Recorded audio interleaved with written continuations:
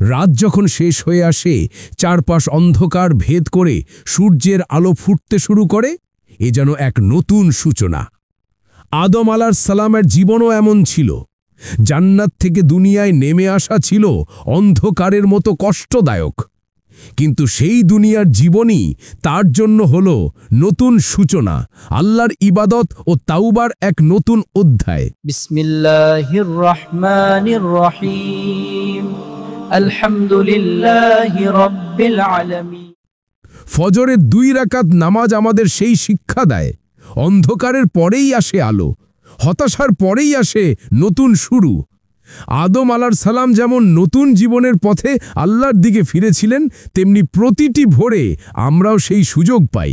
তাই ফজরের 2 রাকাত ছোট হলেও এর শিক্ষা বিশাল। এ নামাজে আমরা শিখি আল্লাহর দিকে ফিরে আসা, নতুন দিনকে নতুন তাওবার সাথে শুরু করা, আর আদম আলাইহিস সালামের মতো ভুল করে হলেও আল্লাহর কাছে ফিরে আসা। ফজর মানে শুধু নামাজ নয়, ফজর মানে নতুন সূচনা, নতুন আশা আর আল্লাহর দিকে ফিরে আসা।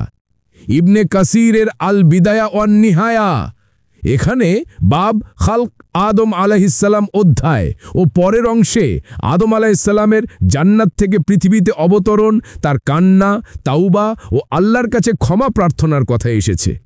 ইবনে কাসির উল্লেখ করেছেন যে আদম আলাইহিস সালাম পৃথিবীতে নেমে আল্লাহর ইশারায় 2 রাকাত নামাজ পড়েছিলেন, এটা তার তাওবার অংশ ছিল। ফজরের সময় আদম 2 রাকাত নামাজ পড়েছিল বলেই কি ফজরের 2 রাকাত নামাজ ফরজ হয়েছে? তাফসির ইবনে কাসির, কোরআনের আয়াত ফাতালাক্কা আদামু মিন রাব্বিহি কালিমাত, সূরা বাকারা 37 ব্যাখ্যা করতে গিয়ে ইবনে কাসির আদম আলাইহিস সালামের তাওবার বিভিন্ন বর্ণনা এনেছেন। এ প্রসঙ্গে কিছু পুরনো রেওয়ায়েত উদ্ধৃত হয়েছে, যেখানে বলা হয়েছে আদম আলাইহিস সালাম আল্লাহর কাছে ক্ষমা চাইলেন, আল্লাহ তাকে কিছু দোয়া শিখালেন। কিছু বর্ণনায় আছে যে তিনি 2 রাকাত নামাজ পড়েছিলেন, তবে এখানেও কোনো সহিহ সানাদযুক্ত হাদিস নেই, বরং এগুলো ঐতিহাসিক বর্ণনা হিসাবে উল্লেখ করা হয়েছে। ইবনে কাসির নিজে এসব বর্ণনা এনেছেন, কিন্তু সব জায়গায় স্পষ্ট করে বলেছেন এগুলো ইসরাইলিয়াত থেকে এসেছে।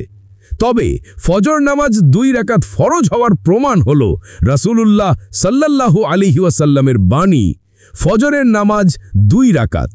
এই হাদিসটি সহিহ বুখারীতে ও মুসলিমে উল্লেখ হয়েছে।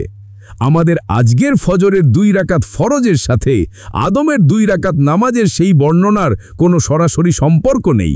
ফজরের ফরজ 2 রাকাত এসেছে কেবল আল্লাহ ও তার রাসূলের নির্ধারণে। ফলো, লাইক, কমেন্ট করুন যেন এমন আরও কন্টেন্ট আপনার কাছে পৌঁছে যায়। ইসলাম প্রচারে আপনার একটি শেয়ারই হতে পারে কারো হেদায়েতের দরজা।